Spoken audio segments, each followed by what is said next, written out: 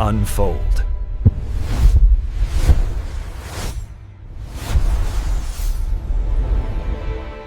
Welcome to the Deep Dive. Today we've got a monumental stack of sources. We're talking cutting-edge research, deep physics, philosophical arguments, and our job is to synthesize all of it for you. And today's topic is, well, it's a big one. It really is. We're not just navigating some complex ideas, we are fundamentally questioning the nature of existence itself. We're tackling what might be the single greatest ontological question of our age. Is the universe fundamentally physical, made of stuff? Right. Or is our entire observable reality a synthetic, computationally rendered system? It's an idea that feels very modern, very sci-fi, but it's actually been haunting human thought for, millennia? Oh, absolutely. The suspicion that the world isn't quite what it seems, it's deep in our cultural DNA. You see with Plato's allegory of the cave, this idea that we're prisoners and we're just watching shadows on a wall, and we mistake those shadows for the real thing. Right. And then you have, for instance, Gnosticism, where the material world, everything you see and touch, was believed to be a deceptive construct, kind of flawed copy created by a lesser god, the demiurge. So these were, early metaphysical stabs in the dark. But what's happening now, and this is what our source material is all about, is a genuine ontological leap. It's a huge leap. That suspicion has literally migrated from philosophy and ancient texts into the realm of rigorous, formal, scientific hypothesis. The simulation theory. It's now being actively investigated by cosmologists, by theoretical physicists, computer scientists.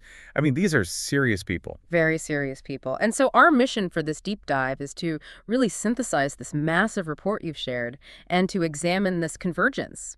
We need to dig in and investigate whether the fabric of space-time itself is fundamentally a data stream. Right. Is it just a collection of information, not continuous matter? And we're going to look for the signs, the fingerprints of the code. We'll be looking at everything from John Archibald Wheeler's famous it from bit doctrine all the way to recent evidence of what looks like error-correcting mechanisms built right into the physics of reality. And we're going to spend a lot of time on the newest findings from 2024 and even projections for 2025, which, on one hand, offers some astonishing physical evidence supporting the hypothesis. But on the other hand, also present major mathematical challenges that suggest reality might be strictly non-computable. So it's a real intellectual battle. And ultimately, we have to grapple with those huge central questions that just fall out of this material. Like, if reality is code, who's the programmer? And if we're avatars, what's the nature of the player? And what are the, frankly, terrifying ethical implications if the system ever decides to just, terminate the program? So to start this whole journey, I think we have to look back. We have to look at the biggest shift in 20th century science. We have to understand why physicists stopped thinking about things and started thinking about information. Exactly. That is the fundamental transition. It's a shift from an ontology of matter and energy to an ontology of information. For centuries, classical physics, Newtonian physics, it was all about tangible objects. Billiard balls, planets, things you could point to. Things you could point to. Everything was definite, it was solid, and it was governed by these predictable, unbroken, continuous mathematical laws. And in that world, you could, at least in theory, measure the position and velocity of an object perfectly. Reality was smooth. That entire worldview just shattered with the rise of quantum mechanics. Suddenly, reality was revealed to be discrete, probabilistic. And this is the weird part, fundamentally observer-dependent. And that's the intellectual foundation for all of this. It was really cemented by the work of the physicist John Archibald Wheeler. An absolute giant in the field. The man who coined the term black hole, but he also gave us this incredible doctrine, it from bit. What is the deepest implication of that simple phrase? It's radical. Wheeler proposed that, I'm quoting here, every item of the physical world has at bottom an immaterial source and explanation. An immaterial source? Immaterial. He argued that all of reality arises from what he called the posing of yes-no questions and the registering of equipment-evoked responses. So if Wheeler's right, a subatomic particle, like an electron, it isn't a tiny solid sphere. It's not stuff in the way we think of it. No, not at all. It is a collection of compiled information. Its entire existence is defined by the answers to binary yes or no questions. Does it have an upward spin? Yes or no. Is its charge positive? Yes or no. The physical thing we perceive, is really just the user interface. Yeah. It's the icon on the desktop that's generated by all the underlying processing of the bits. That's a perfect way to put it, which leads to a crucial conclusion. If the fundamental nature of reality is information processing, then the question of the substrate, the thing doing the processing, it almost becomes irrelevant. So you're saying it doesn't matter if that information is being processed by, quantum fields in a base reality Why? or by silicon chips in some alien supercomputer. To the observer inside the system, our subjective experience, the phenomenology, would be absolutely identical. The substrate is irrelevant. And that idea leads us directly to the work of computer scientist Edward Fredkin, who really championed this idea of digital physics. Right. Fredkin took Wheeler's philosophical idea and he tried to formalize it. He viewed the entire universe as a gigantic computational machine. Specifically, a cellular automaton. A cellular automaton is the essential analogy here. Think of Conway's game of life. You have a grid, you have a few simple rules, and from that you get staggering complexity. You get patterns, you get what looks like self-replicating life emerging. So Fredkin's finite nature hypothesis is basically saying that the whole cosmos runs just like that. It's a huge deterministic grid. And this hypothesis, it really rests on three core tenets. And you have to understand these to get how a simulated reality would even function. The first one is discreteness. Meaning space and time aren't smooth, continuous rivers. Exactly. They're pixelated. They're quantified at some absolute minimum scale. If you could zoom in far enough, you would eventually hit the hard limits of the grid. Which makes sense, because computers have to handle discrete units of data. Okay, so that's discreteness. The next tenet is finitude. And finitude is really just a consequence of discreteness. It states that the information contained within any finite volume of spacetime must also be finite. Why is that important? Because if space were truly continuous, any given volume could potentially hold an infinite amount of information, and infinity is non-computable. You can't run a calculation on it. So if reality is finite at every point, it becomes quantifiable. It becomes calculable. Which brings us to the third tenet, determinism. Right. Determinism holds that the universe computes its next state from its current state using a fixed, unchanging algorithm. It has a machine language. So the moment-to-moment evolution of the universe is just the execution of a set of computational rules. It's just the program running cycle after cycle applied to the global data state. So the laws of physics that we spend our lives studying, gravity, electromagnetism, all of it, they aren't some mystical fundamental forces. In this model, no. They are the fixed algorithmic rules that govern this cellular automaton. They define how the state of one pixel influences its neighbors in the next frame. So everything we see, galaxies, chemistry, life itself, is just an emergent high-level property that's arisen after billions and billions of cycles of these simple underlying rules. Yes, if Fredkin's hypothesis is true, the universe is inherently computable at its core. But there's a huge problem here, isn't there? Fredkin's vision was based on a classical automaton, running on classical bits, zeros and ones.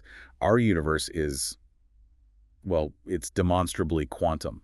It is, and that's the critical pivot point. How can a deterministic classical computer possibly simulate quantum randomness, superposition, entanglement? It can't. So this is where we have to bring in MIT professor Seth Lloyd. Right. Lloyd reframes the whole argument. He says that the universe isn't just like a computer, it is a quantum computer. Meaning it doesn't process classical bits, it processes qubits, quantum bits, which can exist in a superposition of both 0 and 1 at the same time. And this is the key insight.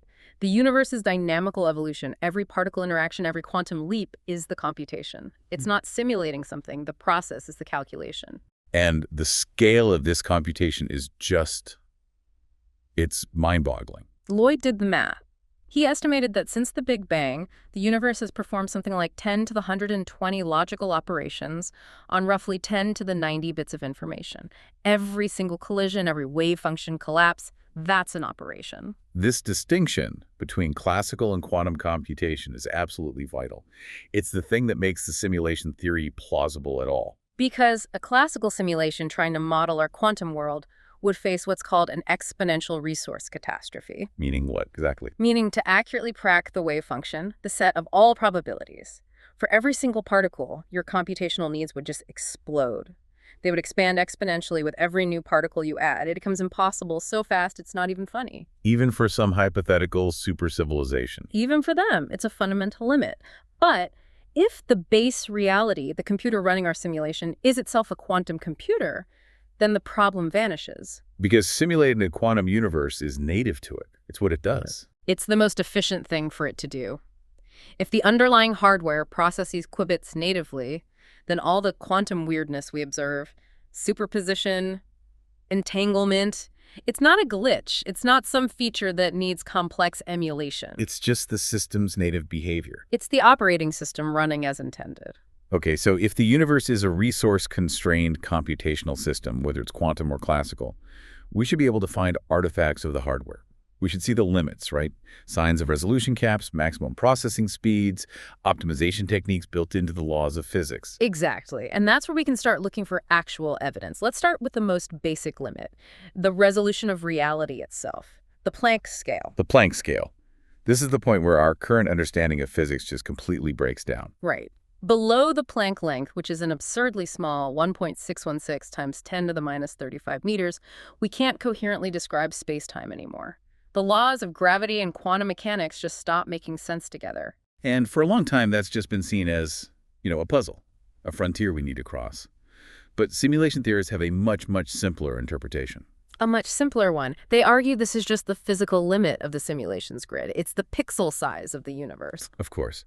Any efficient computer simulation has to have a finite grid to manage coordinates. You can't compute based on infinite divisibility. You can't. So the Planck length is simply the minimum spatial unit. It's the fundamental resolution of our reality. And if space is discrete, pixelated, then time must be discrete as well. That supports Friedkin's first tenet. It does, and we see that with the Planck time. It's about 5.39 times 10 to the minus 44 seconds. And in this model, that is the discrete frame rate. It's the tick of the simulation's master clock. So our reality updates, it processes new data, it moves forward in these tiny discrete steps. The fact that nature imposes these absolute minimums for both space and time is a very, very strong hint that we are dealing with a quantifiable finite system. Okay, so we have the screen resolution. Now let's talk about the processor speed, the speed of light, c. For generations, physicists just treated this as an arbitrary, the universal speed limit. But why that specific speed? In a simulation context, c is no longer arbitrary at all. It becomes the maximum processing speed of the system. It's the system-wide bandwidth cap, the maximum latency the hardware allows. So what happens in the simulation if an object tries to move faster than that cap? Does the physics engine just crash? It would risk what's called data corruption. Imagine the system trying to track an object that's moving across multiple computational pixels during a single clock cycle. We get messy. It could skip collision detection, it could miss key field interactions, it could fail to propagate data coherently, you could get systemic errors that cascade and crash the whole thing. So the system hard-codes C as a necessary throttle to maintain the integrity of the simulation. Precisely. And the mathematical relationship between C and the Planck units, this makes the interpretation incredibly compelling. It's maybe the most elegant piece of evidence for the computational model. Remind us of that relationship. When you calculate the speed of light, you're taking the Planck length and you're dividing it by the Planck time. So C equals the Planck length divided by the Planck time, which in computational terms literally means? It means 1 pixel per frame. 1 pixel per frame. The absolute fastest anything can move in our reality is 1 unit of resolution for every single tick of the universal clock. This defines the causality limit in any digital system. Information simply cannot travel faster than the system can update. Wow. That reframes the speed of light from some deep cosmic mystery into just a functional definition of the system's performance architecture. It really does. And if C is the absolute performance cap, then we have to consider how the simulation manages the stress on the system when an object gets close to that limit. And this is where something like relativistic time dilation comes in. Yes. The strange fact that time slows down for a fast-moving observer. So how do you explain that computationally? We can view time dilation as a form of system lag management. It's a deliberate throttling mechanism. When a high-velocity object demands extremely rapid data updates across the computational grid, the local processor cluster supporting that object gets overloaded. Okay, so it's like a graphical rendering engine trying to render a really complex scene really fast. Yeah. It starts to lag. Exactly. And instead of allowing the calculation to fail or letting the data get corrupted, the engine chooses the safest route. Which is? The simplest optimization is just to slow down the local simulation clock relative to the global clock. To the observer traveling near Ea, their subjective experience of time slows down because the physics engine is literally allocating more time to complete its calculations, to maintain consistency, to make sure the physics resolves without error. It's a localized automatic patch, to prevent the system from crashing under heavy computational load. That is an incredibly clear analogy for a deeply weird physical phenomenon. And we find another one of these optimization techniques when we look at the cosmic scale. The holographic principle. This came out of studying black holes, right? Black hole thermodynamics, yes. The principle suggests that the entire amount of information contained within a three-dimensional volume of space can be fully and completely described by the data that exists only on its two-dimensional boundary, the surface area. So even though we perceive three spatial dimensions, we might actually be living inside a projection, a 3D image rendered from a lower dimensional data structure, like a hologram from a flat film. Computationally, this is a phenomenal resource-saving move. Imagine trying to store the state of this entire room. The amount of data you'd need scales cubically, order n cubed. That's incredibly expensive. But if you only have to store the data on the 2D surface and then project the interior, then the cost only scales quadratically, order n squared. It's a massive difference in computational burden. It's the ultimate data compression strategy. You're just telling the system, hey, only store the boundary rules, project the rest on the fly. It suggests our reality is a high-fidelity projection designed for maximum efficiency. And if we pull all these points together, we see this really consistent picture. Right. If you look at that table from the source material, physical phenomena versus computational equivalence, it lines up almost perfectly. Yep. Planck length is the pixel size. C is the bandwidth cap. Time dilation is lag management. The holographic principle is data storage optimization. And even something like the Heisenberg uncertainty principle is just a finite precision limit. The simulation doesn't store perfect continuous data with infinite decimal places. It has a bit depth limitation. The evidence from the hardware, from the system architecture, it's very compelling. So if the universe is code, then all the quantum weirdness, the stuff that really makes our heads spin, it should start to look less like magic and more like, well, like optimization. Exactly like the kind of optimization techniques used in modern video game engines and computer graphics. And the core concept from the sources here is lazy evaluation, often paired with something called Frustum Culling. And the classic example we have to revisit is the Double-Slit Experiment. The absolute cornerstone of quantum mechanics. In the experiment, a particle, an electron, a photon, exists in a superposition. It's a probabilistic, smeared-out wave of potential until an observation or a measurement is made. And at that exact instant, the wave function collapses, and the particle suddenly manifests as a definite, localized point. Right, so from a simulation perspective, you have to ask the efficiency question. Why would the universe waste precious computational cycles constantly calculating the precise position and state of every single particle in existence? Especially the ones billions of light years away that nobody's looking at. Oh, it wouldn't. It is profoundly more efficient, this is lazy evaluation, to just maintain a low-resource probabilistic model, the wave function, and only execute the high-resolution rendering, the definite calculation, when a conscious entity, the observer or the player, actively requires that data. By looking at it. By looking at it, the particles only achieve a true, definite rendered state when they are within the player's active field of view or their interaction zone. So everything outside that active zone is just potential. Yeah. It's just a list of probabilities waiting to be instantiated. That's Frustum Culling on a cosmic scale. Exactly. A video game doesn't render the world behind you. The universe might not be rendering the galaxy behind you until you point a telescope at it. And this behavior is incredibly robust. The new studies into 2025 from places like MIT, they just keep confirming this.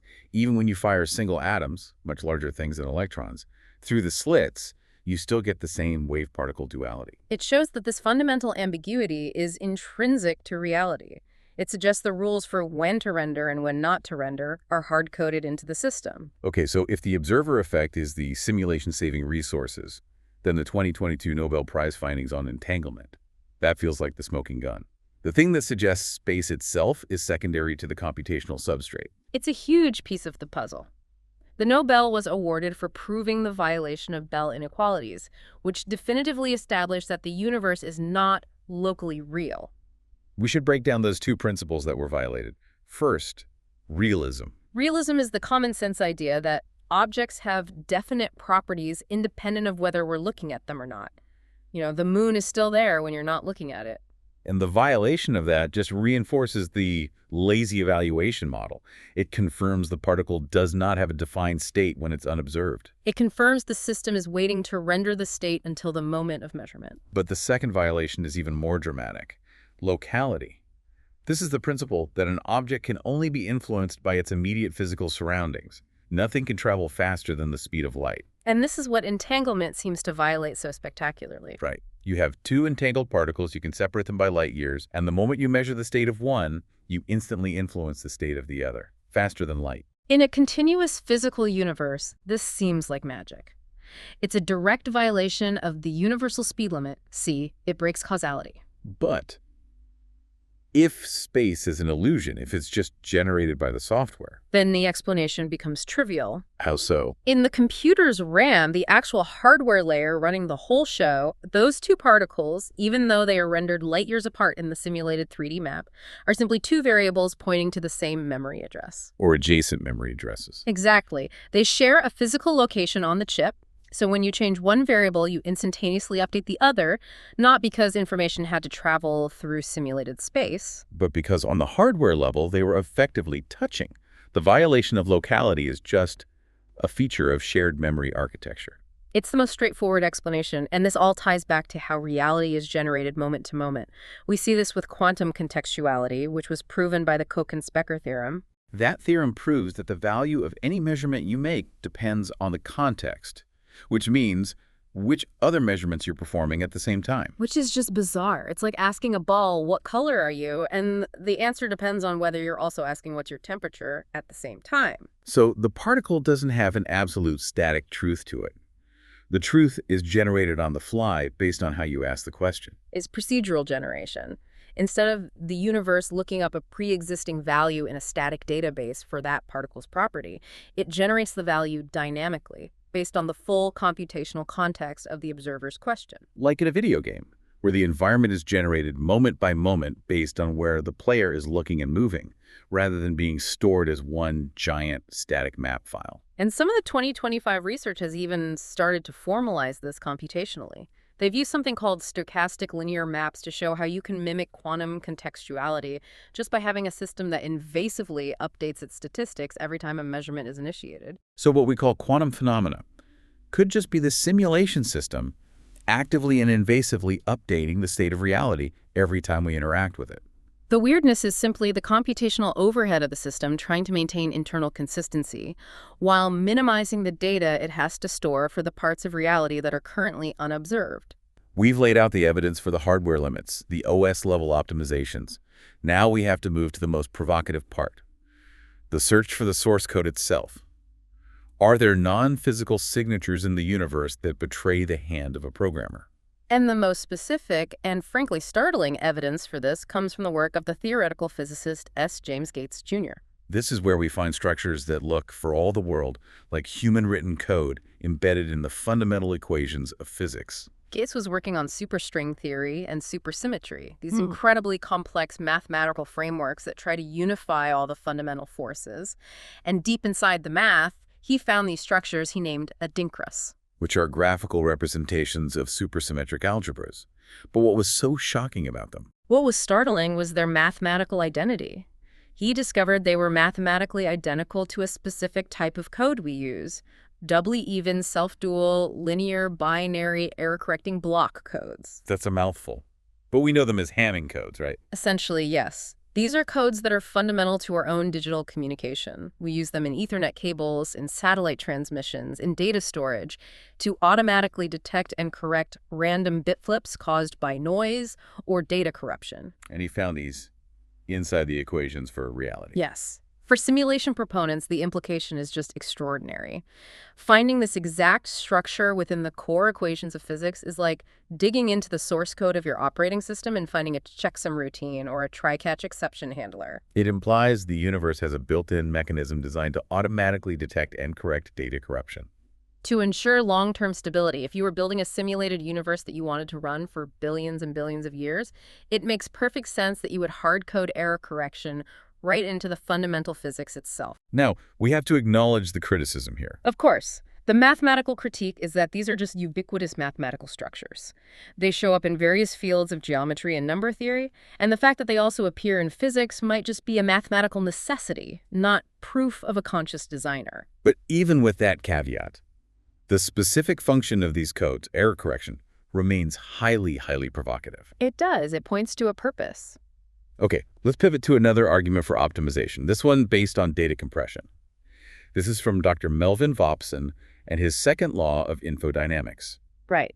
We all know the second law of thermodynamics. In a closed system, physical entropy or disorder tends to increase.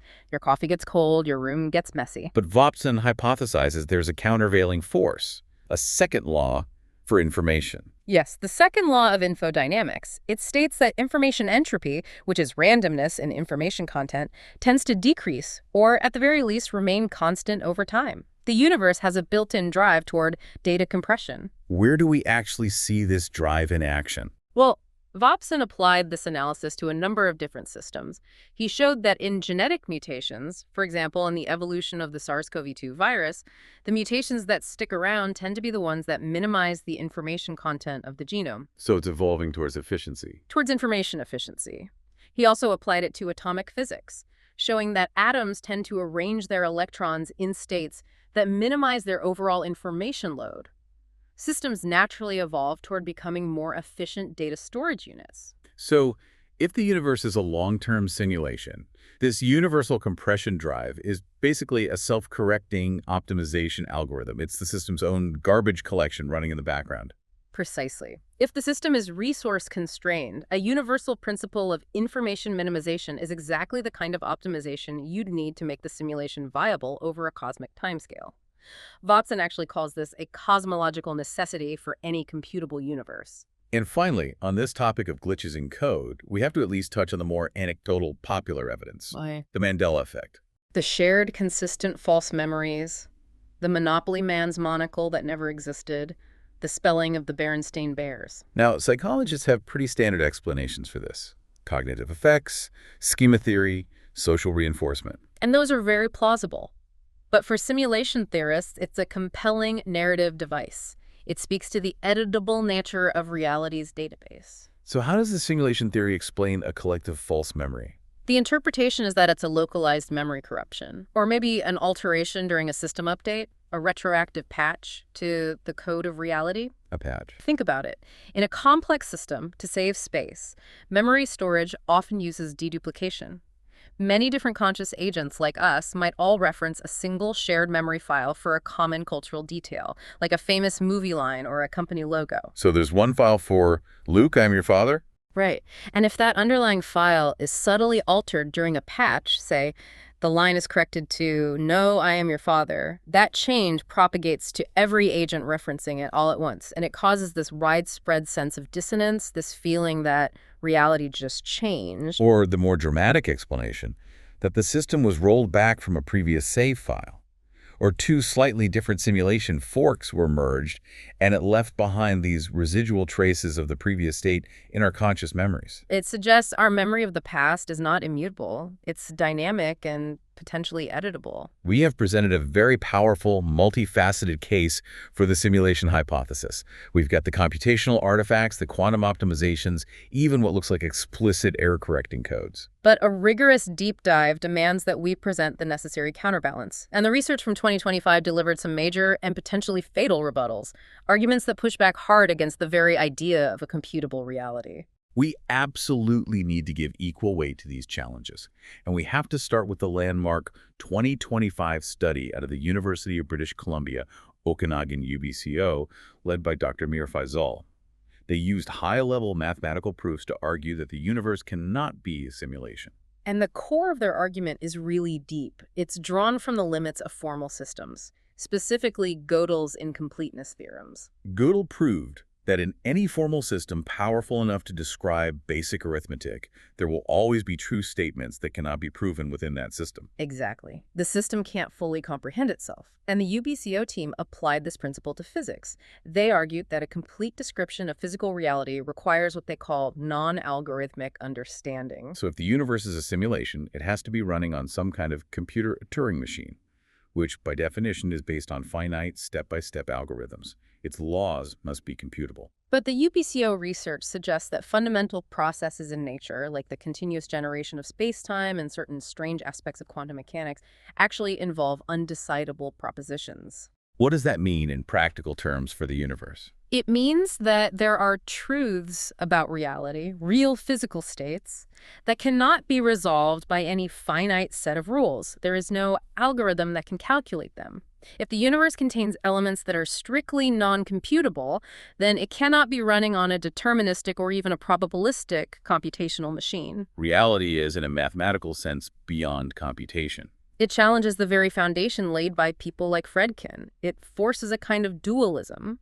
There's the computable algorithmic physics we can observe and measure, but there might also be a non-algorithmic essence, maybe the true nature of consciousness or the true continuum of space that simply defies digitization. And that's a powerful counterargument because it's not just saying it's too complex, it's arguing based on mathematical limits that it's impossible. The computer can't simulate something that can't be calculated. It can't. And beyond this mathematical impossibility, there's a massive engineering challenge. There was a concurrent 2025 study that focused purely on the energy and resource requirements. What would it actually cost to run a simulation with the fidelity of our universe? And the findings were not good for the theory. The findings were staggering. They used very tight theoretical bounds, like the Bekenstein bound, which limits the information that can be contained in a region of space. And they calculated the power necessary to simulate even a low-resolution version of our universe. And the verdict was? The energy required would be greater than the total amount of energy that we currently know exists within our universe itself. So that's a fundamental recursive impossibility. The base reality computer running our simulation would need to be exponentially larger and more energy-rich than the simulated universe it's running. And if that base reality is also a simulation, the entire hierarchy just collapses under its own energy budget. It simply costs too much to run a high-fidelity universe. The energy budget makes it seem astronomically unlikely. This cost factor also feeds into the third major critique, which is often associated with the Nobel laureate Frank Wilczek, the argument from wasted complexity. Wilczek basically argues that the universe is terribly inefficient, which runs completely contrary to the idea of an intelligently optimized simulation. He says to consider the massive amounts of hidden complexity that are buried deep inside matter. You're talking about things like the incredibly intricate, constant dance of quarks and gluons inside a single proton. Exactly. This deep internal complexity has absolutely zero measurable impact on the macroscopic, high-level world that you and I experience. The physics we use to build a bridge or launch a rocket does not care about tracking every single quark-gluon interaction. So if you were an intelligent programmer trying to be efficient, why would you waste precious computational resources simulating all that internal junk data that no player, no observer ever sees or interacts with? An efficient designer would streamline it. They'd simplify those internal variables. So the fact that the universe maintains this massive hidden computational overhead suggests it's not optimized for efficiency. It suggests it's governed by underlying physical laws that just exist, independent of observation or computational cost. Wilczek argues this wasted computation is evidence for physical reality, not for optimized code. Okay, so we are standing on a precipice. The mathematical and energy constraints argue forcefully against a computable simulation. But the physics itself is just riddled with these artifacts, the Planck scale, entanglement, error-correcting codes that look precisely like computational architecture. It's a fundamental tension. And this brings us to the final and most important part of this, the existential questions. If we are observers caught between these two conflicting sets of evidence, what does the possibility of simulation mean for us, for the conscious agents inside? And this is where we have to move from physics into philosophy. Let's start with one of the most radical responses, from the physicist Thomas Campbell in his My Big Toe, his theory of everything. Campbell takes the idea of information being fundamental, but he completely flips the script on consciousness. He does. Campbell argues that consciousness is the ultimate raw material. It is fundamental. In his model, the physical universe is a virtual reality. It's a data stream that's derived from what he calls the larger consciousness system, or LCS. And the LCS is the computer. The source code. Yes. And we are individual consciousness units, avatars who voluntarily log into this rule-based, constrained physical environment to have experiences. But what's the purpose? Why log in? According to Campbell, the purpose is entropy reduction. The consciousness units log into our challenging rule-based reality in order to learn, to evolve, and to create order out of chaos. The goal is to maximize the quality of the consciousness experience and reduce the overall randomness within the larger consciousness system itself. So this model completely solves the hard problem of consciousness, how matter creates mind, by just saying it doesn't. Consciousness is primary, and it creates the illusion of matter. And all the strange rules of physics, like quantum mechanics, are just the native operating parameters of this larger consciousness system. It's a very compelling view. But if we accept that we are avatars in a system, we have to confront one of the darkest implications in the source material, the NPC problem. The non-player character problem. It's the digital version of the old philosophical zombie problem. The idea that some of the people around you might not be real. They might just be running simple, convincing scripts, but without any genuine inner subjective experience. No qualia. And from a simulation optimization perspective, the chilling rationale is purely about computational efficiency. Simulating billions of fully conscious, self-aware minds is incredibly resource-intensive. Right, given the energy budget constraints we just discussed. A system might choose to only instantiate full, high-fidelity consciousness for a few key players, the protagonists of the simulation. And the rest of the population is just run on low-resource background threads. They use limited AI heuristics to generate convincing but ultimately superficial social interactions. They look real, they act real, but there's no one home. And the source material is very clear about the profound ethical risk here. Thinking this way, dehumanizing others as NPCs, is a fast track to moral erosion. It could justify solipsistic or even sociopathic behavior if you believe other people's suffering isn't real. It's a necessary ethical hazard we have to consider. But let's get back to the statistical argument that really gave this whole hypothesis its modern intellectual weight. That's Nick Bostrom's trilemma. Right. Bostrom formalized this back in 2003. He argued that, logically, one of three propositions must be true. Okay, what's the first possibility? Extinction. All advanced civilizations naturally go extinct before they ever develop the technology to run high-fidelity simulations of their ancestors, maybe through war or climate catastrophe or AI. Possibility 2. Apathy. Advanced civilizations achieve the capacity to build these simulations, but they universally choose not to. Maybe because of deeply held ethical bans against creating conscious virtual life, or maybe they just lose interest. And the third and most famous conclusion. Simulation. We are almost certainly living in one. And the logic here is just based on pure statistics. If propositions 1 and 2 are false, if advanced civilizations do exist and they do build these simulations, they would likely run billions of ancestor simulations to study their own history. And if there are billions of these simulations running, the number of simulated minds would vastly, overwhelmingly outnumber the original biological minds in the base reality. So statistically, any randomly selected conscious entity, and that includes you listening to this right now, is overwhelmingly likely to be one of the billions of simulated minds, not one of the rare biological originals. The odds are just not in our favor. In this statistical logic, it provides an entirely new framework for thinking about, well, God. It ushers in a kind of technotheism. The simulator takes on the traditional role of a programmer god. They're omniscient because they have total access to every line of code, every variable in our minds and our environment. They're omnipotent because they can alter the laws of physics, run the simulation backward, or just delete the universe at will. And what we might call miracles, violations of natural law, are just the admin using console commands or inserting a high-level code patch.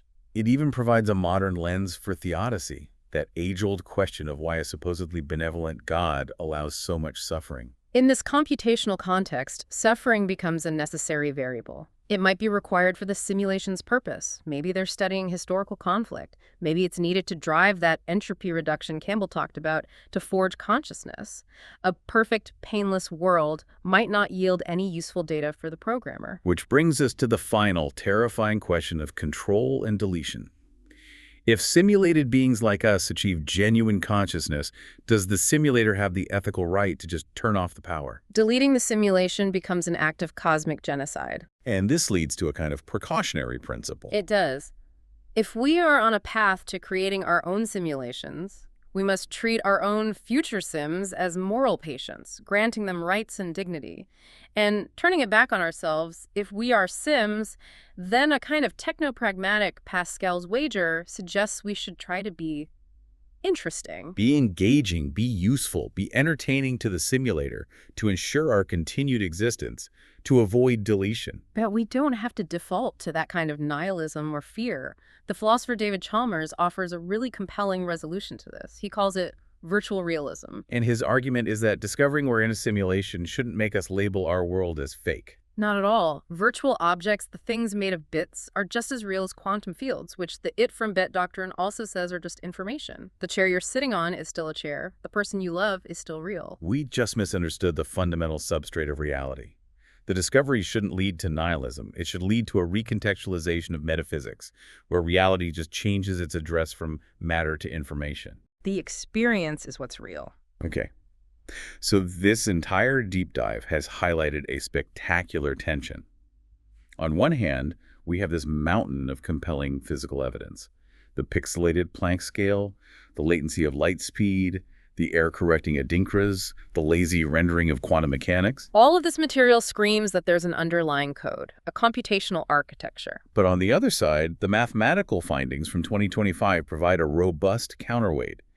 They suggest that reality contains a non-algorithmic spark, an unresolvable, uncomputable element that makes the universe mathematically impossible to run on any Turing machine we can conceive of. So the mystery isn't something external to the universe. The mystery is the universe. We might be characters in a story written in code, but the experience of reading and living that story remains stubbornly, undeniably real. We have to reconcile the technological evidence pushing us toward the code with the mathematical boundaries pushing us towards something uncomputable. And that unresolved tension is the most fertile ground for what comes next. So we want to leave you with a final provocative thought.